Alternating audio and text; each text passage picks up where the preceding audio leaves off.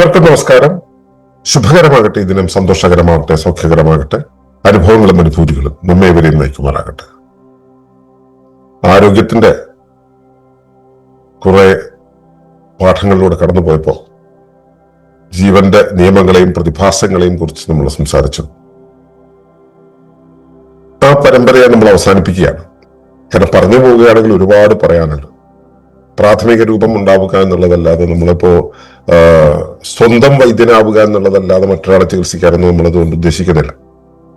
അപ്പോ സ്വന്തം ശരീരത്തെ സംരക്ഷിക്കാൻ വേണ്ടുന്ന അറിവിലേക്ക് എത്തിക്കാൻ മതിയായ കാര്യങ്ങൾ അവിടെ ഉണ്ട് എന്നുള്ളതാണ് എന്റെ വിശ്വാസം.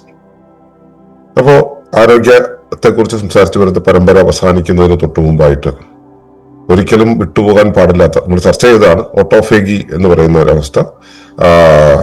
അത് ഉപവാസം എന്ന രീതിയിൽ നമ്മുടെ ജീവിതത്തിൽ നമ്മൾ നിരന്തരം ഉപയോഗിച്ചുകൊണ്ടിരിക്കുന്നതാണ്. അപ്പൊ ഉപവാസത്തെ കുറിച്ചുള്ള ഒരു കാര്യം കൂടെ പറഞ്ഞ് അവസാനിപ്പിക്കാമെന്ന് കരുതിയാണ് തുടങ്ങിയത്. പറഞ്ഞു തുടങ്ങിയപ്പോ എനിക്ക് തോന്നി അങ്ങനെ പറഞ്ഞ പോരാന്ന്. അതുകൊണ്ട് തന്നെ അതിനെ ഒരു പരമ്പരയായിട്ട് കൊണ്ടുപോകേണ്ടതുണ്ടെന്ന് തോന്നുന്നു. കുറച്ച് ഒരു 4-5 സെഷനുകളായിട്ടാണ് ഉപവാസത്തെ കുറിച്ച് പറഞ്ഞ് അവസാനിപ്പിക്കാൻ ഉദ്ദേശിക്കുന്നത്. അപ്പൊ അതിന്റെ ഒരു തുടക്കമാണ് നമ്മൾ ഇന്ന് ചെയ്യുന്നത്. അപ്പോൾ അതിനെക്കുറിച്ച് പറഞ്ഞു തുടങ്ങുന്നത് ഇവിടെ എങ്ങനെയാണ്: fasting activates healing pathways. It's science and practice will be explored. ഉപവാസം ഒരു ആമുഖം. മനുഷ്യരാശിക്ക് അറിയാവുന്ന ഏറ്റവും പഴയ ആരോഗ്യ പുനഃസ്ഥാപന രീതികളിൽ ഒന്നാണ് ഉപവാസം.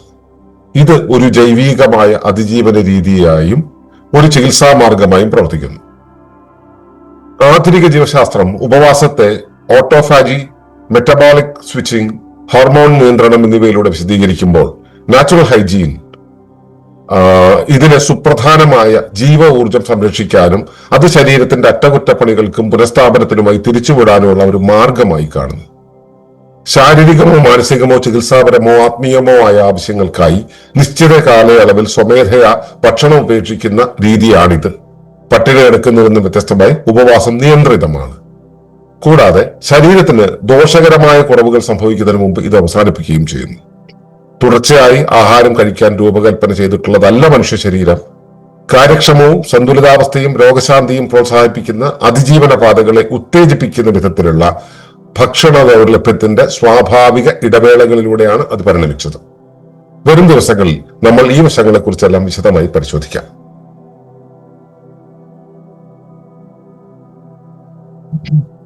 ഈ ചിത്രത്തില്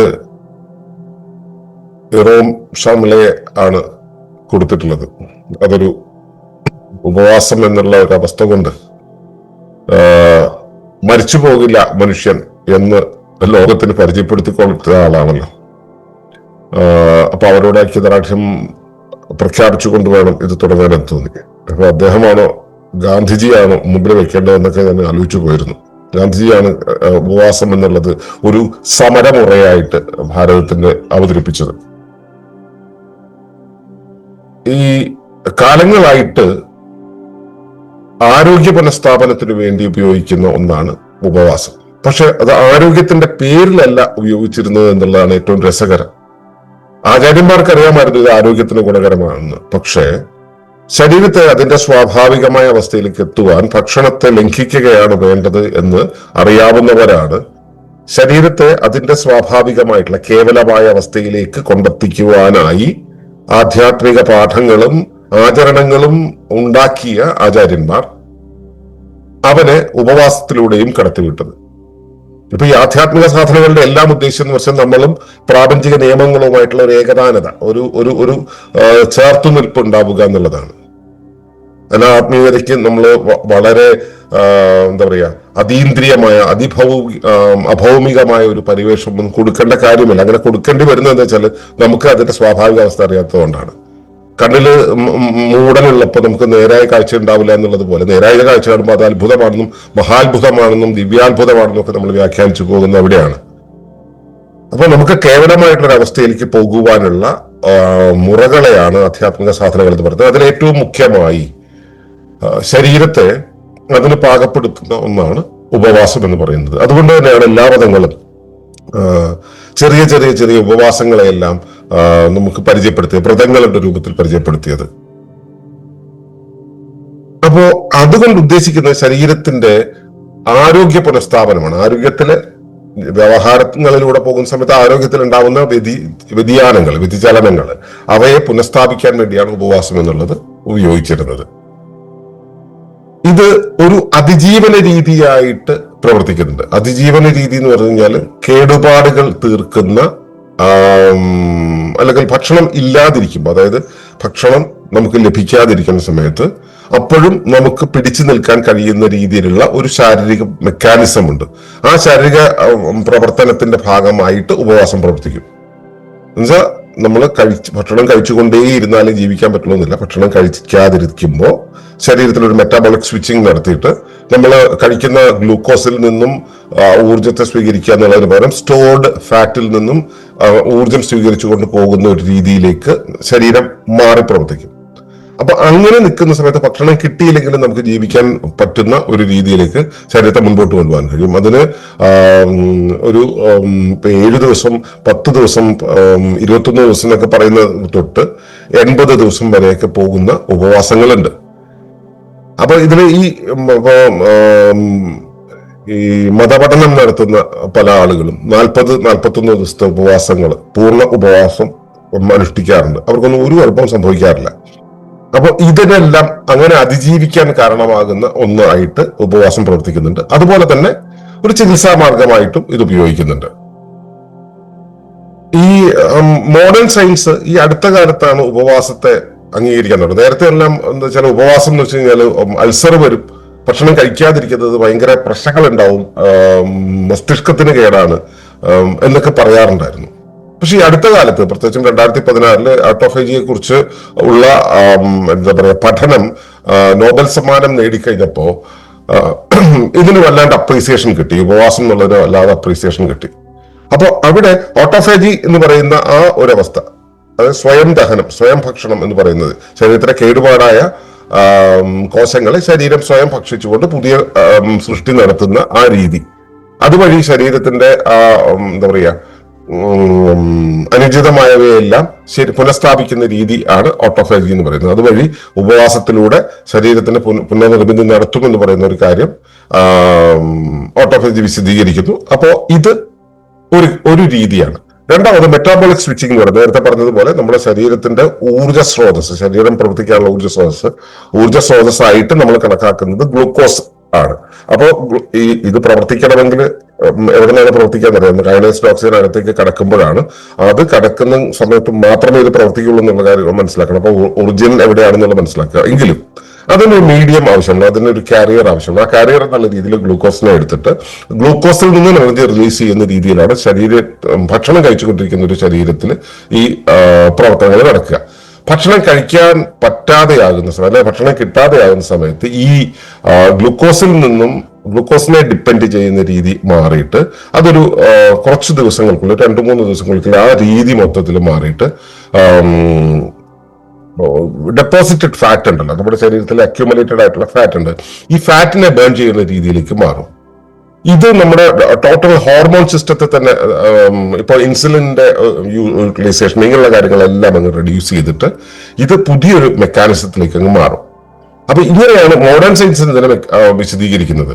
അതേസമയം നാച്ചുറൽ ഹൈജീൻ ഇതിനെ പറയുന്നത് എങ്ങനെയാ വെച്ചാൽ, ജീവ ഊർജമുണ്ടല്ലോ, ജീവചൈതന്യം എന്ന് പറയുന്നത്, ആ ജീവചൈതന്യത്തെ എക്സ്പെൻഡ് ചെയ്യുന്ന പരിപാടി, അത് ഏറ്റവും കൂടുതൽ എക്സ്പെൻഡ് ചെയ്യുന്നത് എന്തിനാണ്? ഭക്ഷണത്തിന്റെ ദഹനത്തിനാണ്. അപ്പൊ ഭക്ഷണ ദഹനത്തെ പൂർണ്ണമായിട്ട് ഒഴിവാക്കി കഴിഞ്ഞിട്ട്, അതുകൊണ്ട് മാത്രം ഫാസ്റ്റിംഗ് ആവുന്നില്ല കേട്ടോ. ഫാസ്റ്റിംഗ് എന്ന് പറയുന്നത് പൂർണ്ണമായിട്ടുള്ള വിശ്രമം കൂടെ ആവശ്യമാണ്. ആ പൂർണ്ണമായ വിശ്രമം എന്ന് പറയുന്നത് ബെഡ് റെസ്റ്റ് എന്ന് തന്നെയാണ്. കണ്ണിന് വിശ്രമം കൊടുക്കണം, TV, മൊബൈല്, പുസ്തകം ഒന്നും പാടില്ല. ചെവിക്ക് വിശ്രമം കൊടുക്കണം. നമ്മൾ കണ്ണുമടച്ച് കിടക്കുക. നമ്മൾ ഇന്ദ്രിയങ്ങളെ ഷട്ട് ഡൗൺ ചെയ്യുന്നതനുസരിച്ച് നമ്മുടെ ഇൻപുട്ടുകൾ കുറയുന്ന സമയത്ത് മനസ്സിന്റെ പ്രവർത്തനം കുറയും. ആ സമയത്ത് ആ വഴിയുള്ള ഊർജവ്യയം കുറയും. അപ്പോ ആ വിധത്തിലായിരിക്കാൻ നമ്മെ നാച്ചുറൽ ഹൈജീൻ മനസ്സിലാക്കി തരുന്നു. അതായത് സുപ്രധാനമായിട്ടുള്ള ജീവോർജം സംരക്ഷിക്കാനും, അത് ഈ സംരക്ഷിക്കപ്പെടുന്ന ഊർജം ശരീരത്തിന്റെ അറ്റകുറ്റപ്പണികൾക്കും പുനഃസ്ഥാപനത്തിനുമായി തിരിച്ചുവിടാനുള്ള ഒരു മാർഗമായിട്ടാണ് ഉപവാസത്തെ കാണുന്നത്. എന്താണെങ്കിലും ഓൾ ടുഗദർ ഇത് ശരീരത്തെ ഏറ്റവും നന്നായിട്ട് റീഓർഗനൈസ് ചെയ്യാനുള്ള ഒരു മെക്കാനിസമായിട്ട് കണക്കാക്കുന്നുണ്ട്. ഈ ഉപവാസം എന്ന് പറയുന്നതിനെ കൃത്യമായിട്ട് മനസ്സിലാക്കുക. ഒന്ന് ശാരീരികം, മാനസികം, ചികിത്സാപരം, ആത്മീയമായ ആവശ്യങ്ങൾക്കായിട്ട് നിശ്ചിത കാലയളവിൽ സ്വമേധയാ ഭക്ഷണം ഉപേക്ഷിക്കുന്ന രീതിയാണിത്. ഇത് പട്ടിണിയല്ല. പട്ടിണി എന്നുള്ളതാണെന്ന് വെച്ചാൽ നമുക്ക് ഭക്ഷണം കിട്ടാത്തില്ല. എനിക്ക് ഭക്ഷണം വേണമെന്നുണ്ട്, കഴിക്കണമെന്ന് തോന്നുന്നുണ്ട്, പക്ഷെ എനിക്ക് ഭക്ഷണം കിട്ടാനില്ല, അപ്പൊ ഞാൻ പട്ടിണിയാവും. ഇത് അങ്ങനെയല്ല. സ്വമേധയ എനിക്ക് ഭക്ഷണം വേണ്ട, ഞാൻ ഭക്ഷണം തൽക്കാലത്തേക്ക് മാറ്റിവെക്കുകയാണെന്നുള്ള രീതിയിൽ ശരീരത്തിലേക്ക് വന്നു ചേരാൻ സാധ്യതയുള്ള ഇൻപുട്ടുകളെ ഒഴിവാക്കുന്ന പ്രക്രിയയാണ് ഉപവാസം എന്ന് പറയുന്നത്. അതിന് പല തരം ഔട്ട്പുട്ടുകൾ നമുക്ക് പ്രതീക്ഷിക്കാം. ഒന്ന് ഫിസിക്കൽ ചേഞ്ച് ഉണ്ടാവുന്നു. ഈ ഫിസിക്കാലിറ്റി അതിന്റെ ഫങ്ഷൻസ് അങ്ങ് പതുക്കെ റെഡ്യൂസ് ചെയ്ത് കൊണ്ടുവരുന്ന സമയത്ത് പതുക്കെ പാരാസിമ്പത്തറ്റിക് സിസ്റ്റം വർക്ക് ചെയ്ത് തുടങ്ങും. പാരാസിമ്പത്തറ്റിക് സിസ്റ്റം വർക്ക് ചെയ്ത് തുടങ്ങുന്ന സമയത്ത് മനസ്സിന്റെ ആക്ടിവിറ്റി കുറയേണ്ടതുണ്ട്. ആ മനസ്സിന്റെ ആക്ടിവിറ്റി കുറയുന്ന സമയത്ത് ബ്രെയിൻ ചെലവാക്കുന്ന ഊർജം, ഇതിന്റെ നമ്മുടെ ശരീരത്തിന്റെ പ്ലാനിങ്ങിന് വേണ്ടി ഉപയോഗിക്കുന്ന ഊർജം വളരെയധികം കുറയും. ശരീരം പാരാസിമ്പത്തറ്റിക് ആയിട്ട് പാരലലി ഇൻവോളണ്ടറി ആയിട്ട് അത് വർക്ക് ചെയ്ത് പോയിക്കൊണ്ടിരിക്കും. അത് തനിയെ പ്രവർത്തിച്ചു കൊണ്ടിരിക്കും. ഓക്കെ, അപ്പോ ഈ പട്ടിണിക്ക് നമുക്ക് എപ്പോ ഭക്ഷണം കിട്ടുന്ന അറിയില്ല. നമുക്കറിയാം ഭക്ഷണം കിട്ടും, അനിശ്ചിതത്വമാണ്. ഭക്ഷണം കിട്ടാം, കിട്ടാതിരിക്കാം, ഒരിക്കലും കിട്ടാതെ പോകാൻ, ഞാൻ മരിച്ചു പോയേക്കാം എന്നുള്ള രീതിയിലാണ്. ഉപവാസത്തില് ഈ പട്ടിണി എന്ന് പറയുന്ന അവസ്ഥയില്ല. പകരം അത് നിയന്ത്രിതമാണ്, നമുക്ക് കൺട്രോളബിൾ ആണ്. എപ്പോ വേണമെങ്കിലും നമുക്ക് നിർത്താം. അത് ശരീരത്തിന് ദോഷകരമായ കുറവുകൾ സംഭവിക്കുന്നതിന് മുമ്പ് അത് അവസാനിപ്പിക്കാൻ പറ്റും. കാരണം അത് കൺട്രോൾഡ് ആണ്. നമ്മളാണ് കൺട്രോൾ ചെയ്യുന്നത്. എപ്പോ വേണം, എങ്ങനെ വേണം എന്നുള്ളത് നമ്മളാണ് നിയന്ത്രിക്കുന്നത്. അതുകൊണ്ട് ശരീരത്തിന് ദോഷം ഉണ്ടാകുന്നതിന് മുമ്പ് തന്നെ നിർത്താൻ നമ്മളെ കൊണ്ട് കഴിയും. നമ്മൾ ആ ഒരു ഡെവലപ്മെന്റ് നമ്മുടെ ഉള്ളിൽ ഉണ്ടാവും. അതായത് ഭക്ഷണം, നമ്മൾ ഇതിന്റെ സ്റ്റേജസിനെ കുറിച്ച് പിന്നീട് സംസാരിക്കുന്നുണ്ട്. അപ്പോൾ പതിയെ പതിയെ പതിയെ ഇതിങ്ങനെ ഡാം ഡൗൺ ചെയ്ത് വരുന്നത്, ശരീരം ഡാം ഡൗൺ ചെയ്ത് വരുന്നത് നമുക്ക് കാണാനാവുന്ന സമയത്ത് തന്നെ നമുക്ക് തിരിച്ചുവിടാൻ പറ്റും. അപ്പോഴേക്കും ശരീരത്തിന്റെ പുനർനിർമ്മിതി കൃത്യമായിട്ട് നടത്തിയിട്ടുണ്ടാവും. അപ്പോ തുടർച്ചയായി ഭക്ഷണം കഴിക്കാനാണ് നമ്മുടെ ശരീരം രൂപപ്പെടുത്തുക എന്നുള്ള ധാരണ നമ്മുടെ മനുഷ്യരുണ്ട് അല്ലേ. ഇപ്പൊ തമിഴ്നാട്ടിലൊക്കെ ചെന്ന് കഴിഞ്ഞാൽ വാങ്ക സാപ്പിടില്ല എന്ന് പറഞ്ഞിട്ടാണ് തുടങ്ങുക. ഒരു വീട്ടിലേക്ക് കയറുമ്പോൾ തന്നെ ആദ്യം അവർ ഇൻവൈറ്റ് ചെയ്തിട്ട് ഇരുത്തി നമ്മളെ തീറ്റിപ്പിക്കുകയാണ് ചെയ്യുക. അപ്പോ ഭക്ഷണം കഴിക്കുക എന്നുള്ളത് നിരന്തരമായി ചെയ്യേണ്ട ഒരു കാര്യമാണെന്നുള്ളൊരു ധാരണ നമുക്കുണ്ട്. അത് നമ്മുടെ സംസ്കാരത്തിന്റെ ഭാഗമാണ്. ശരിക്കും പറഞ്ഞാൽ മനുഷ്യ ശരീരം അങ്ങനെയുള്ളതല്ല. എപ്പോഴെങ്കിലും എവിടെങ്കിലും ചെല്ലുമ്പോൾ ഒരു ഭക്ഷണം കിട്ടി, ഏതെങ്കിലും മരത്തിന്റെ മണ്ടയിൽ കയറിയപ്പോൾ ഒരു കായ കിട്ടി എന്നുള്ള രീതിയിൽ വനത്തിൽ ജീവിച്ചിരുന്ന ഒരു പ്രകൃതമാണ് ശരീരത്തിനുള്ള, മനുഷ്യനുള്ളത്.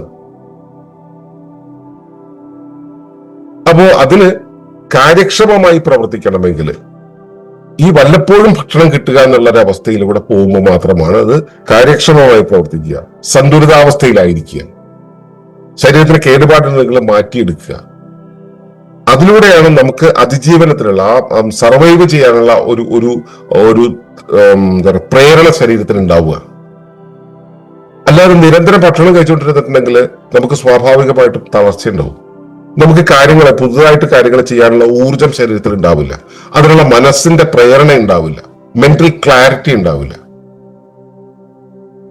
അപ്പോ ഈ വിധത്തിലുള്ള ഗ്യാപ്പുകൾ, ഭക്ഷണത്തിനിടയിലുള്ള വലിയ വലിയ വലിയ ഗ്യാപ്പുകൾ വരുന്നതിലൂടെയാണ് ശരീരം പുനഃസ്ഥാപിക്കപ്പെട്ടിട്ടുള്ളതെന്ന് ട്രയൽ ആൻഡ് എററിലൂടെ ഇതിനു മുമ്പുണ്ടായിരുന്ന കാരണവന്മാർക്കൊക്കെ മനസ്സിലായിട്ടുണ്ട്.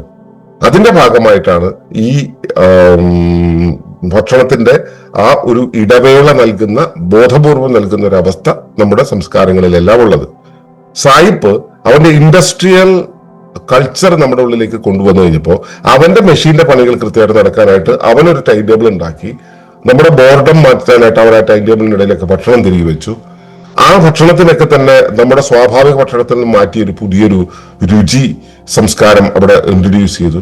ഇതുവഴി നമ്മൾ അവിടെ നിന്ന് മാറി മാറി മാറി മാറി വേറൊരു അവസ്ഥയിലേക്ക് എത്തിക്കഴിഞ്ഞിട്ട് ഇപ്പൊ നമ്മൾ ഭക്ഷണം കഴിക്കാതിരിക്കുക, ഒരു നേരം ഭക്ഷണം കഴിക്കാതിരിക്കുക വെച്ച് കഴിഞ്ഞാൽ സാധിക്കുന്നതല്ല എന്നാണ് മിക്കവാറും പേര് പറയാറ്. അങ്ങനെയാണ് വിശ്വസിക്കുന്നത്. അങ്ങനെയല്ല. ഈ സ്വാഭാവിക ഇടവേളകളിലാണ് ശരീരം അതിന്റെ പുനഃസ്ഥാപനം നടത്തുന്നത് എന്ന് നമ്മൾ ബോധ്യപ്പെടേണ്ടതുണ്ട്. അപ്പൊ ഇത് എങ്ങനെയാണ് പ്രവർത്തിക്കുക, എന്തൊക്കെയാണ് ശ്രദ്ധിക്കേണ്ട കാര്യങ്ങൾ, എന്തൊക്കെ സ്റ്റേജസ് ഉണ്ട് എന്നുള്ള കാര്യങ്ങളെല്ലാം നമുക്ക് വരുന്ന ദിവസങ്ങളിൽ നമുക്ക് മനസ്സിലാക്കാം. അതുവരേക്കും മനസ്സിലാക്കുക, ഉപവാസം എന്ന് പറയുന്നത് ബോധപൂർവം ഭക്ഷണത്തെ ലംഘിക്കുന്ന ഒന്നാണ്. ഭക്ഷണം നിരന്തരമായിട്ട് ശരീരത്തിൽ കയറുമ്പോൾ ശരീരത്തിൽ ഉണ്ടാക്കുന്ന പുലിവാലുകളെ മാറ്റാനായിട്ട് ചെയ്യുന്നതാണ്. ഈ ഭക്ഷണം കഴിക്കാതിരുന്നു കഴിഞ്ഞാൽ ഊർജ്ജത്തിന് എന്തെങ്കിലും കുറവ് വരും തോന്നുകയാണെങ്കിൽ ഒരു കുറവും വരില്ല. ഞാൻ 20-21 ദിവസം വരെ ഇടയ്ക്ക് ഫാസ്റ്റ് ചെയ്യാറുള്ള ആളാണ്. ഇപ്പൊ കഴിഞ്ഞ കുറച്ച് വർഷങ്ങളായിട്ട് എനിക്ക് സാധിക്കത്തില്ല. പക്ഷെ ഇപ്പോ ഞാൻ ദിവസത്തിൽ ഒരു നേരം ഭക്ഷണം കഴിക്കാറുള്ളൂ. എനിക്ക് നിങ്ങൾ തളർച്ച തോന്നുന്നുണ്ടോ നിങ്ങൾക്ക്? അപ്പൊ ഇത് ഫാസ്റ്റിംഗ് എന്ന് പറയുന്നത് നിത്യേന ചെയ്യുന്നതാണെങ്കിൽ ശരി, ലോങ് ടേമിൽ ചെയ്യുന്നതാണെങ്കിലും നമുക്ക് സാധ്യമാണ്. നമുക്ക് ഫ്രീ ആയിട്ട് ശരീരത്തെ കൊണ്ടുപോകാൻ കഴിയുന്ന ഒന്നാണ്. പക്ഷെ അത് സമ്പൂർണ്ണമായ രീതിയിലായിരിക്കും. അത് എങ്ങനെ വേണം, ഏത് തരത്തിൽ വരണം എന്നുള്ളത് നമുക്ക് വരും ദിവസങ്ങളിൽ നോക്കാം. അതുവരേക്കും നിങ്ങളുടെ ശരീരത്തിന് എത്രത്തോളം ഭക്ഷണ ഇടവേള കൊടുക്കുന്നുണ്ട് എന്നുള്ളത് പരിശോധിക്കുക. എപ്പോഴെല്ലാം കൊടുക്കാൻ കഴിഞ്ഞിട്ടുണ്ട്, കൊടുക്കാൻ നിങ്ങൾ എത്രത്തോളം മാനസികമായിട്ട് വെല്ലിംഗ് ആണ്, ശാരീരികമായിട്ട് വെല്ലിംഗ് ആണ് എന്നുള്ള കാര്യങ്ങൾ കൂടെ മനസ്സിലാക്കുക, ശ്രദ്ധിക്കുക. ആ നിരീക്ഷണത്തിൽ നിന്നും നമുക്ക് തുടർപാഠങ്ങളിലൂടെ പോകാം. അതുവരേക്കും നന്ദി, നമസ്കാരം. തുടർന്ന് കാണുന്നതിന് മുമ്പായി ഈ വിഷയം ഇഷ്ടമായെങ്കിൽ ഒന്ന് ലൈക്ക് ചെയ്യുക, കമന്റ് ചെയ്യുക, ഷെയർ ചെയ്യുക. നിങ്ങൾ പ്രകൃതിയെ ഇഷ്ടപ്പെടുന്നുവെങ്കിൽ ഈ ചാനൽ ഒന്ന് സബ്സ്ക്രൈബ് ചെയ്യുക.